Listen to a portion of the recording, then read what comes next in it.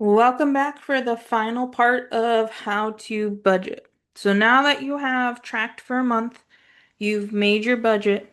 The thing that needs to happen now is you need to actually still keep track of it every month to make sure you're sticking to your budget.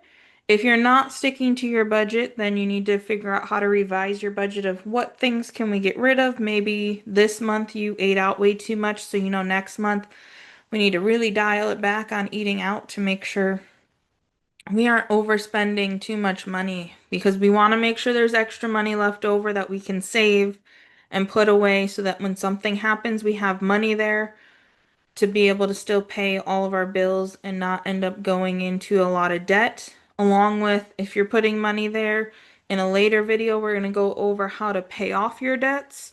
If you do have debt, of what's the best way to do it, which one do you start with first, and everything like that. That's going to be in a later video. For now, what we're going to go over is what do you do now that you have tracked it for a month? You have your budget built of what you should be making, what you should be spending in each category each month. What do we do from here?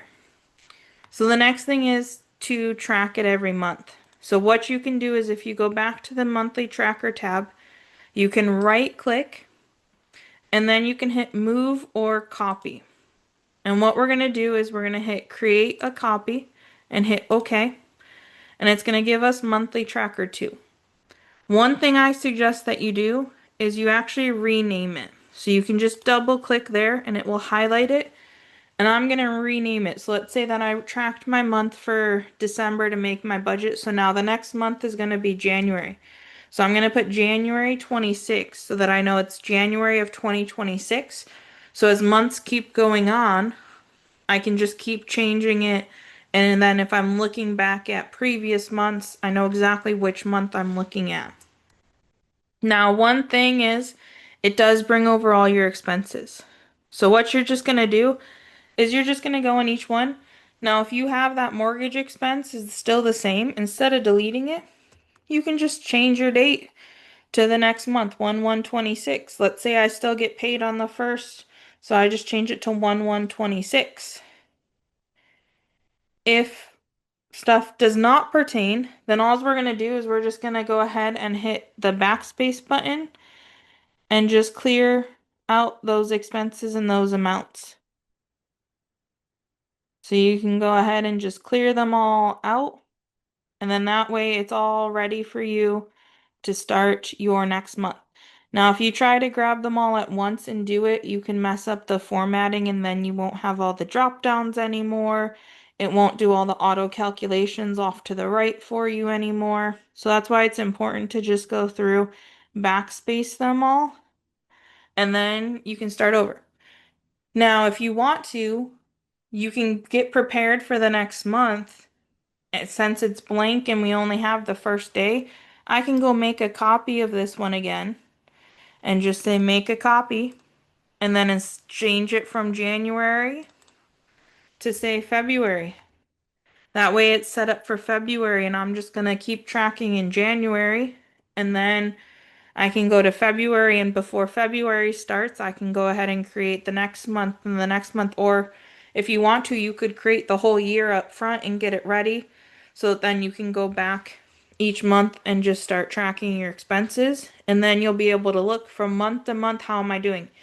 Maybe in January, you're in the red by like $150, but in February, because you got that extra paycheck, maybe it's now in the green by a little bit.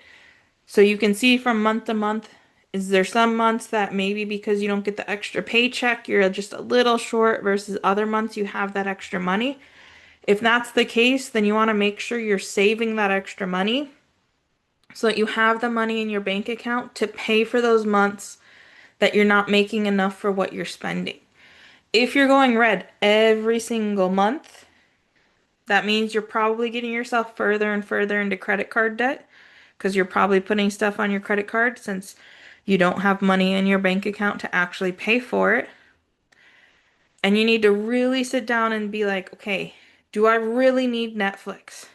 Do I really need Disney Plus? Maybe I only have one job. Maybe I need to look at getting a second part-time job to get some extra money to help me pay for everything and save some money up. Maybe I keep my house way too cold or way too warm depending upon the time of year, and I'm paying a lot of money in electricity.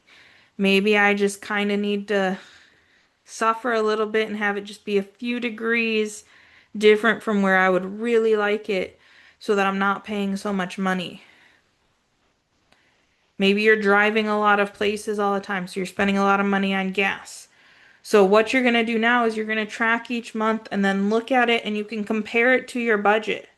So once you're done with January, you can compare it to your budget. So again, you can go to the view at the top and hit new window to open a second window and then slide them over so that you put them next to each other and have one of them be the month you're looking at and one of them be your budget and compare your amounts and see, okay, did I spend way more on electricity? Do I maybe need to rework my budget if this keeps happening every month, if I keep being over on my groceries or I keep being over on my electric, keep being way over on restaurants because I'm eating out too much and I just can't restrain from doing that?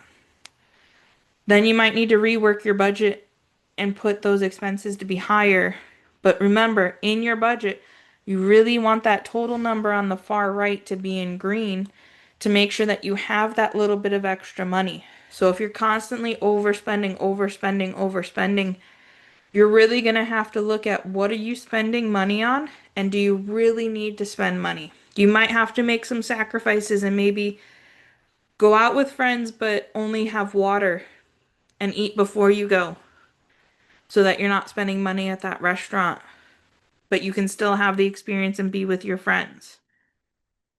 You go to 6 movies in a month. Maybe you need to dial it back and only go to 2 movies to save that extra money. Or maybe when you're at the movies, you buy all the popcorn, the drinks, the candy, and maybe you can still go see the movie, but not get any of that extra stuff.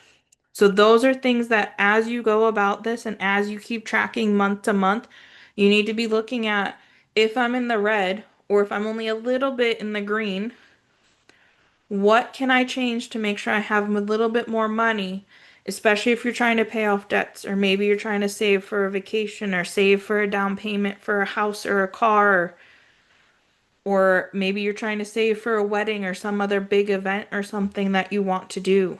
Or maybe you're just trying to save money to buy yourself a new phone or a new computer, anything like that.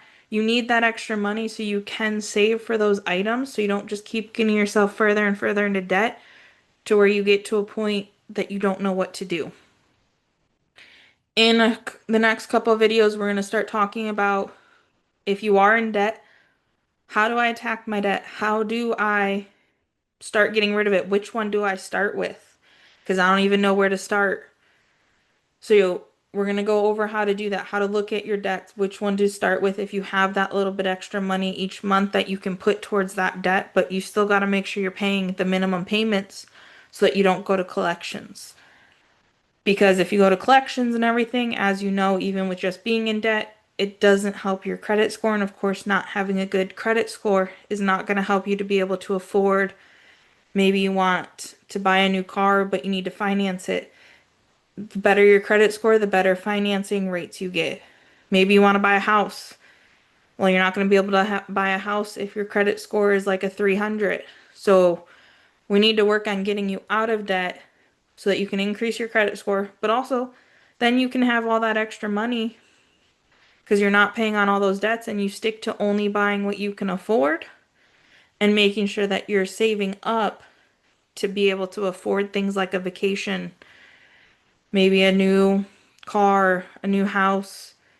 Maybe you want a big screen TV that costs quite a bit of money or anything else that you might be saving up for. So we're going to go over some of that stuff in future videos. Otherwise, if you have questions, go to my website. You can book a session with me to go over stuff one-on-one where I can help you a little bit more if you just truly are like, okay, I've tracked this, but I don't know what to do still. You can book a session with me and I'll help you look at it, help you figure out what to do.